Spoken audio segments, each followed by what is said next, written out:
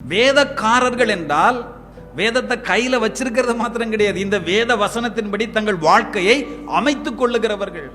நிறைய பிரச்சனைகள் வாழ்க்கையில பரிசுத்தவான்கள் வேதத்துல வாசிக்கிறோம்.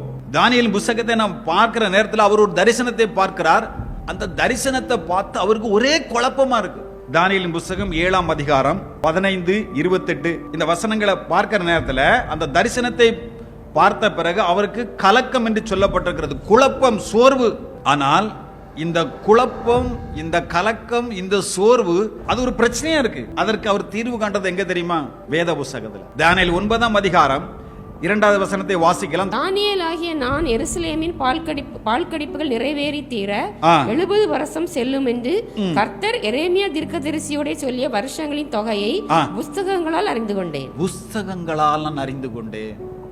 இது எப்பொழுது எப்படி என்கிறதை அறிந்து கொள்வதற்கு என்கிறது புஸ்தகங்களின் வழியாக நான் என்ன தெரியுமா செய்தேன்? அறிந்து கொண்டேன். பெரிய தீர்மானங்களை எடுப்பதற்கு வேத தியானம், வேதத்தை ஆராய்தல் அவசியமாக காணப்படுகிறது. நல்ல ஆவிக்குரிய புஸ்தகங்களை படியுங்கள். அதில் உள்ள செய்திகளின் மூலமாக தேவன் நம்மோடு பேசுகிறவராக என்ன செய்கிறார்?